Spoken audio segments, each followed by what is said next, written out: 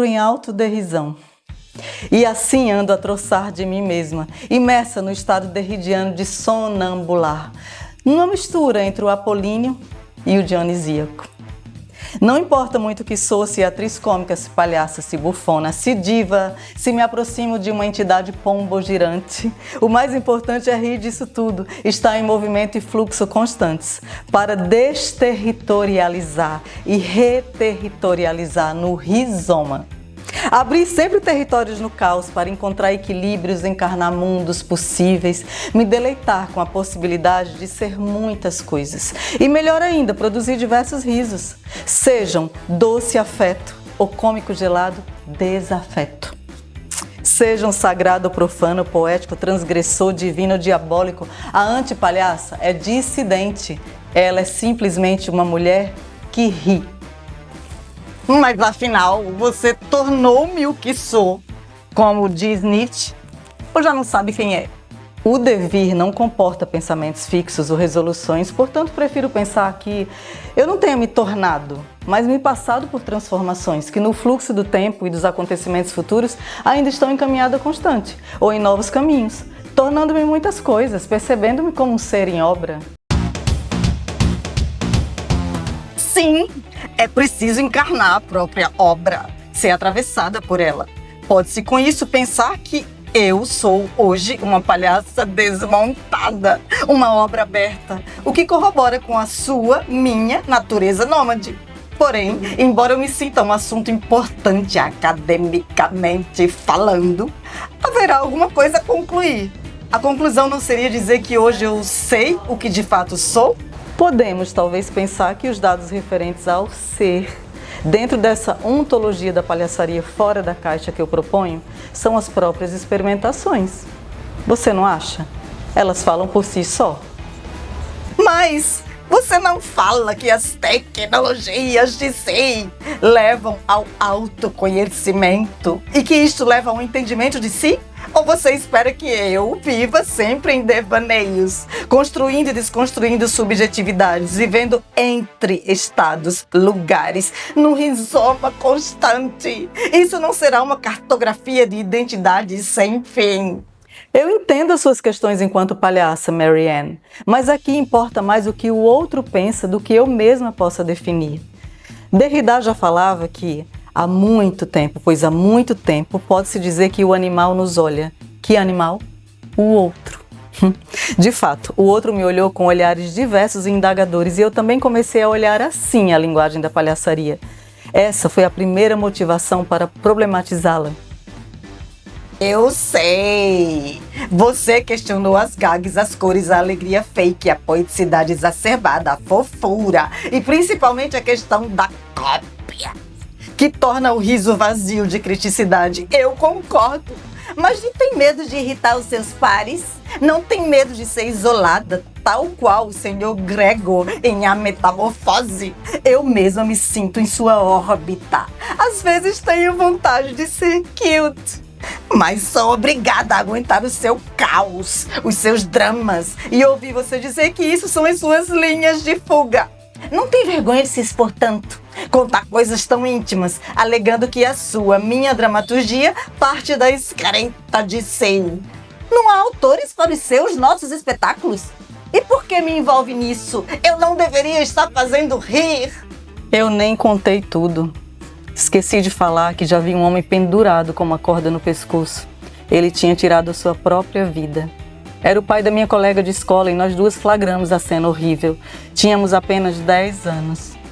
A pesquisa foi uma oportunidade de colocar vários elementos que fazem parte da minha vida. Um pai ausente que fumava, um padrasto que bebia, dramas da vida. A comicidade sem drama não existe. Ela seria inventada. Mas se ela surge a partir de dramas existenciais, ela faz rir pelo viés da verdade. Tal quanto Kafka, eu prefiro ver-me metamorfoseada em um ser estranho, uma palhaça multifacetada e que não se encaixa nos padrões, para dessa forma gerar reflexão filosófica sobre o ser palhaça e o existencialismo e identidade. Marianne, você precisa entender que tudo isso faz parte de mim e da minha memória autobiográfica. A autopoética envolve a verdade de nós mesmas. E você sabe que foi linda a forma como você mostrou o enforcamento em Marianne Virtual Mood. Conferindo um certo fabulismo da vida, ali era autoficção misturada com o que tem dentro de você, no seu inconsciente, como ressalta Jung. Ai, lá vem você com Jung. Não basta ter levado em conta várias dessas coisas do inconsciente para criar? Não podia ter ficado só com o hibridismo entre as linguagens? Ou de repente ter juntado tudo que viveu com os artistas em um único espetáculo de palhaçaria?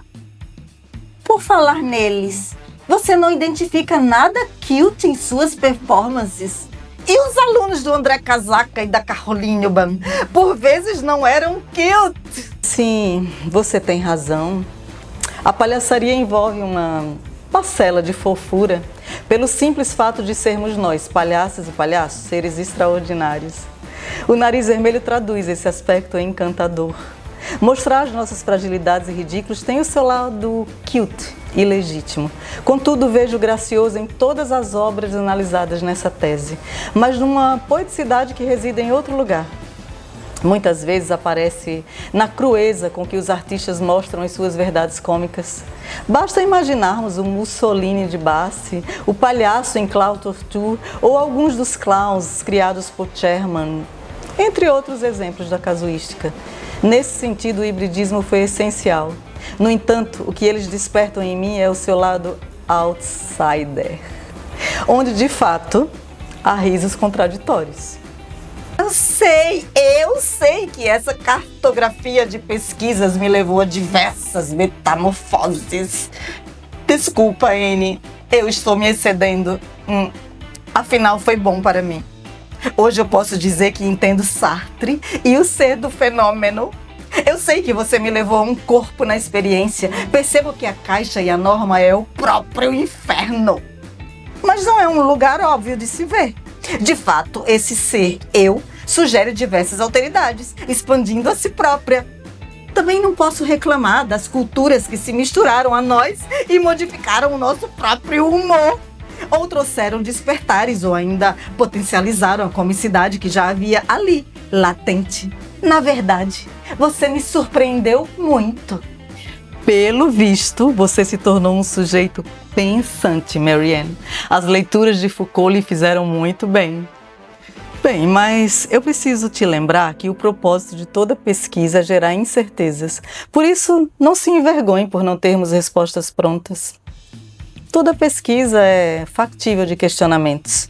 E assim, a inquietação da linguagem provoca um mar profundo de possibilidades a serem vistas, investigadas, transformadas, sem abandonarmos a linguagem base, a palhaçaria.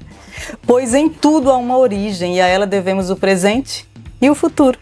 Mas podemos libertar-nos dela. Essa libertação é insumo para a experimentação de novas perspectivas e questões, pois propicia um olhar de fora, mais reflexivo e corajoso sobre a própria linguagem, de modo a percebermos as suas diferenças. Mas dentro dessa diferença que você fala, estão todos esses conceitos que se cruzaram. Há algum que se destaca mais que o outro? Lá vem você querendo respostas, nem parece palhaça?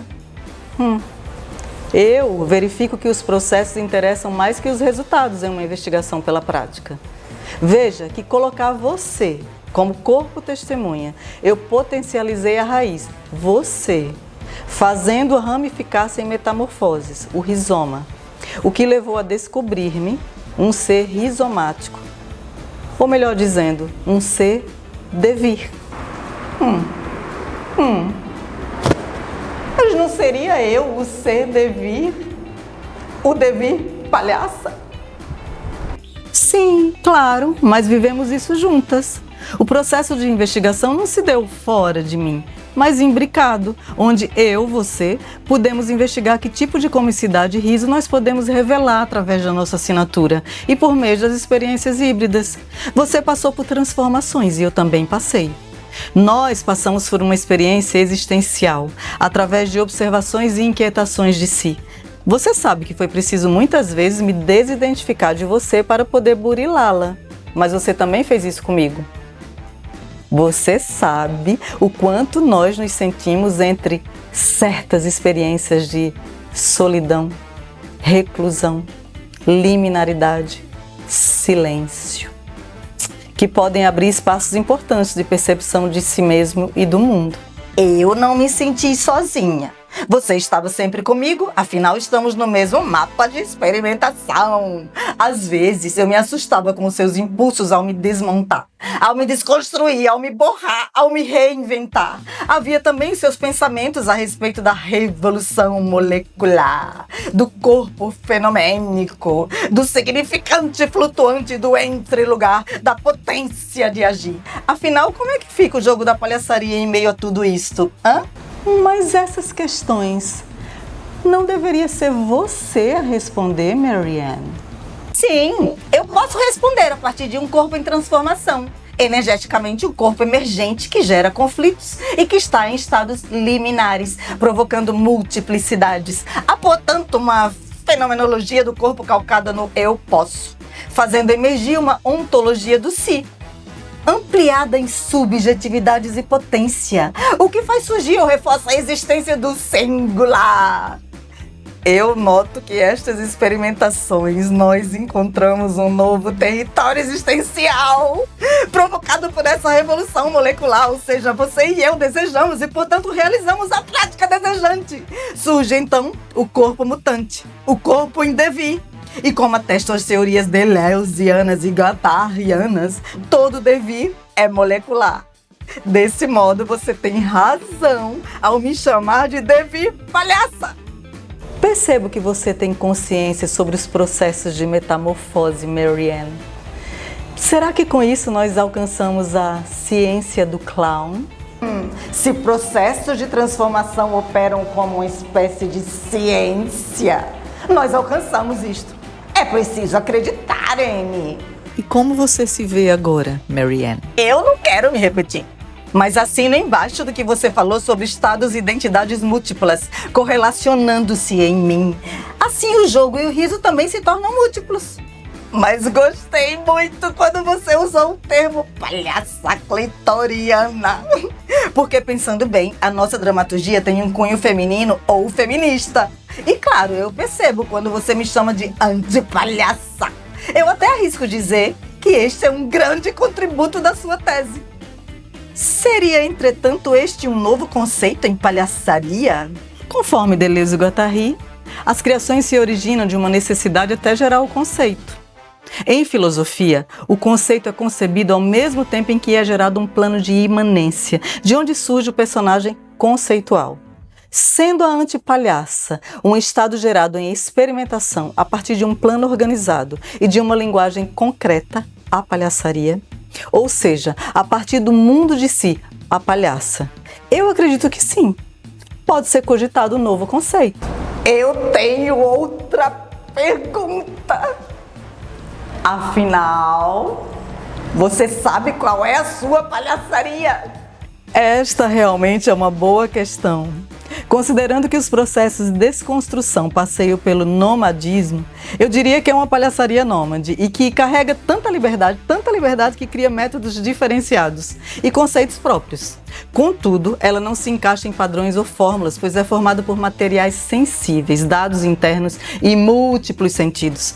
É uma palhaçaria que, ao cruzar com outras linguagens, gera emoções diversas e risos em diferentes contextos. Portanto, se desloca entre lugares e alteridades. Vive em constante devir. Consequentemente, são várias palhaçarias que coexistem. Porém, seria esse um devaneio meu? Por falar em devaneio, eu acho que Bachelard explica bem por que você aborda tanto a infância. Ele até me fez devanear com isto. E na vida de um leitor chegam devaneios que o escritor tornou tão belos, mas tão belos, que os devaneios do escritor se convertem em devaneios vividos pelo leitor. Lendo outras infâncias, minha infância se enriquece. Ai, desse modo, se a sua palhaçaria é um devaneio, será também o devaneio do outro, ou talvez já seja. Obrigada por me lembrar disso, Marianne. Eu me sinto um ser em maravilhamento com essa observação. Eu constato, inclusive, que o outro já me via entre o devaneio e a realidade concreta, entre as várias peles e alteridades, o que se potencializou no encontro com os diversos artistas e obras, e com os processos criativos, visto que a própria investigação é um mosaico vivo, fluido, fervente. Contudo, nesse trabalho, a teoria é uma prática. A concretização da investigação pela prática, levando à produção artística, produz dados que me permitem teorizar, construir dados para a tese, substanciar a tese, sabe? À luz dos conceitos, pensamentos filosóficos. Mas assim, sobretudo, valorizar a transversalidade, a diversidade de materialidades, a convivência das diversas metodologias, os milhares de conceitos. Trazer sinapses, muitas sinapses. Por que você não simplifica, Anne, e diz que a investigação, cuja pesquisadora artista é crítica dos próprios processos? Uma investigação em artes é particularmente filosófica. Eu pensei, inclusive, que você ia terminar a tese com uma dedicação, uma citação bastelardiana. Mas não, você tinha que complicar. Com efeito, é necessário registrar essas importantes considerações e produzir reflexões sobre elas, Marianne. Quase como conclusões, quase. Conclusões não existem aqui. Eu quero e preciso dizer que a palhaçaria discutida nesse estudo me faz enxergá-la como uma linguagem elástica, que ao se hibridizar se expande, atinge outras esferas, se desloca, torna-se uma palhaçaria contemporânea de si mesma. Imaginemos que uma linguagem artística, cujo objetivo é fazer rir, nem sempre o fará. Ou pelo menos, nem sempre o riso será agradável, de alívio, ou estará em primeiro plano. O riso nessas palhaçarias discutidas aqui se apresenta desconstruído, às vezes como uma desgraça. Ao apontar o dedo para as feridas da sociedade ou para suas próprias feridas, através do agente, a palhaça. E assim a gargalhada comumente esperada pode se transformar em um sorriso amarelo, ou um riso nervoso, ou um riso lúcido na tomada de consciência, um riso capaz de gerar reflexão sobre essas atitudes do ser humano. Por esse caminho, geralmente saltitam os bufões, mas igualmente podem saltitar os palhaços e palhaças. Tenho certeza que é por aqui que também saltita a antipalhaça. Ufa! Agora posso fumar o meu cigarro.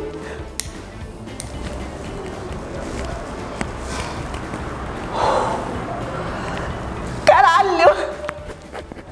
Garde l'océan.